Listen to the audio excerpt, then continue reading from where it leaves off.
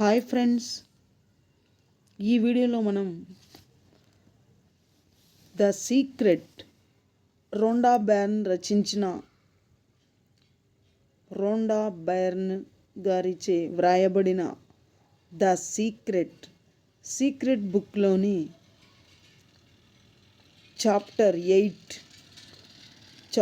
8లో part 1 మనం తెలుసుకుంటున్నాము. The secret బుక్లో ఈ లోకం తాలూకు రహస్యం అనే చాప్టర్ మనం తెలుసుకుంటున్నాం. ఈ లోకం తాలూకు రహస్యం లీసా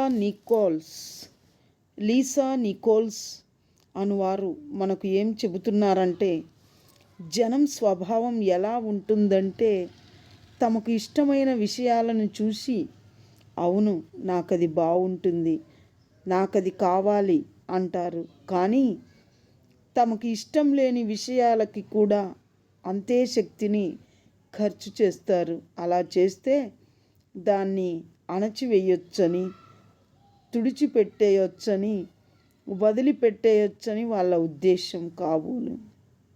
మన సమాజంలో దేనికైనా ఎదురు తిరిగి పోరాడటంతో మనం తృప్తిపడి ఊరుకుంటున్నాం.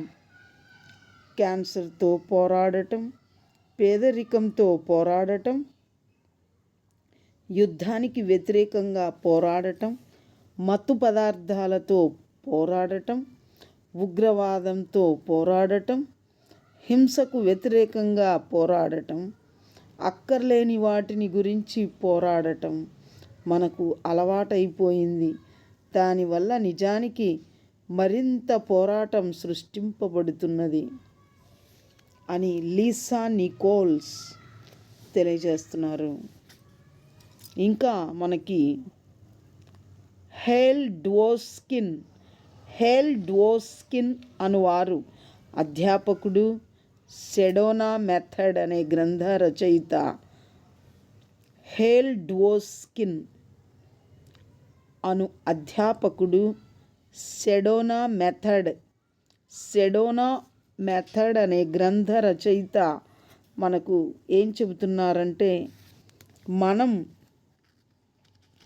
దేని మీద దృష్టి కేంద్రీకరిస్తామో దాన్ని సృష్టిస్తాం. మనము దేని మీద దృష్టి కేంద్రీకరిస్తామో దాన్ని సృష్టిస్తాం. అందుకని మనకి నిజంగా కోపంగా ఉంటే, ఉదాహరణకి వర్తమానంలో జరుగుతున్న యుద్ధం గురించి, ఏదైనా వివాదం గురించి, లేదా ఎవరైనా బాధపడటం గురించి మన శక్తిని దానికి మనం మరింత ఎక్కువగా అందిస్తున్నామన్నమాట. మనని మనం ముందుకి తోస్తున్నాం. దానివల్ల అవరోధం సృష్టించబడుతుంది. మీరు ప్రతిఘటించేది తన పట్టు విడవదు అని కార్ల్ యంగ్ అని వారు తెలియజేస్తున్నారు. మీరు ప్రతిఘటించేది తన పట్టు విడవదు అని కార్ల్ యంగ్ అని వారు మనకు తెలియజేస్తున్నారు. ఇక బాబ్ డాయల్ అనువారు మనకు ఏం చెబుతున్నారంటే, మీరు ప్రతిఘటించేది పట్టు విడవకపోవడానికి కారణం మీరు ప్రతిఘటిస్తున్నారంటే, లేదు నాకు ఇది వద్దు, ఎందుకంటే ఇది నాకు ఒకలాంటి భావాన్ని కలిగిస్తుంది, అదే నేను ఇప్పుడు అనుభూతి చెందుతున్న భావం అంటున్నారని అర్థం. మీరు చాలా తీవ్రమైన భావోద్రేకం ప్రకటిస్తూ నిజంగానే నాకు ఇది నచ్చలేదు అంటున్నారు. అప్పుడు ఆ భావం మీ వైపుకు దూసుకొని వస్తుంది. దేన్నైనా ప్రతిఘటించడం బయటికి పంపిన చిత్రాలని మార్చడానికి ప్రయత్నించటం లాంటిదే. అది వ్యర్థ ప్రయాస. మీరు మీ లోపలికి వెళ్ళి కొత్త సంకేతాన్ని మీ ఆలోచనలతోనూ భావాలతోనూ విడుదల చేసి ఒక కొత్త చిత్రాన్ని సృష్టించాలి. కనిపించేదాన్ని ప్రతిఘటించడం ద్వారా దానికి మీరు మరింత శక్తిని, బలాన్ని ఇస్తున్నారు.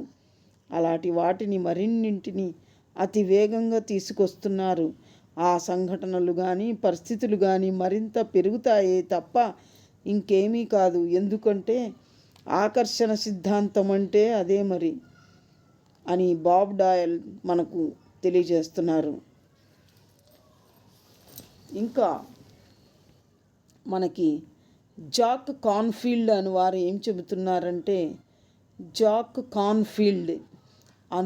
ఏం చెబుతున్నారంటే యుద్ధ వ్యతిరేక ఉద్యమం మరింత తీవ్రమైన యుద్ధాన్ని సృష్టిస్తుంది. అలాగే మత్తు పదార్థాలకు వ్యతిరేకంగా చేసిన ఉద్యమం మరిన్ని మత్తు పదార్థాలను సృష్టించింది.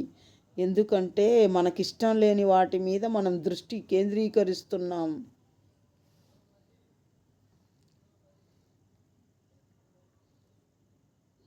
అని జాక్ కాన్ఫీల్డ్ చెబుతున్నారు.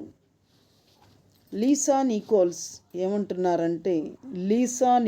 ఏమంటున్నారంటే మనం దేన్నైనా తొలగించాలంటే దాని మీద ధ్యాస పెట్టాలని జనం అనుకుంటారు. ఒక సమస్యకి మన శక్తినంతా ధారపోయటం ఎంతవరకు తెలివైన పని? దాని బదులు నమ్మకం, ప్రేమ, సమృద్ధిగా జీవించటం, విద్య, శాంతిని కోరుకోవటమే మంచిది కదా అని లీసా నికోల్స్ మనకు తెలియజేస్తున్నారు. ఇక జాక్ కాన్ఫీల్డ్ ఏం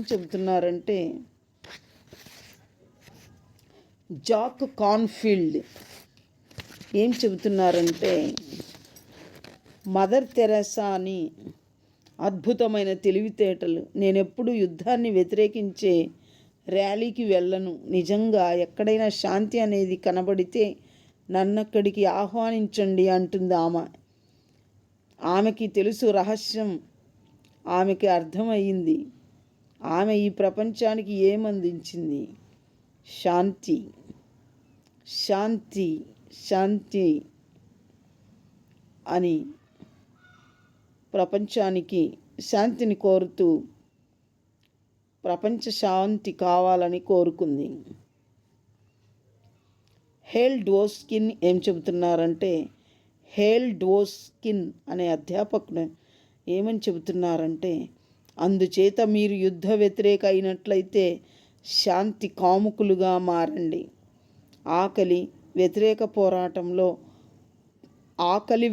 పోరాటంలో పాల్గొనాలనుకుంటే జనానికి అవసరమైన దానికన్నా ఎక్కువ తిండి దొరకాలని కాంక్షించండి. మీరు ఒక రాజకీయవేత్తకు వ్యతిరేకి అయినట్లయితే ప్రతిపక్ష నాయకుడి పక్షం వహించండి. సామాన్యంగా జనం ఎవరి పట్ల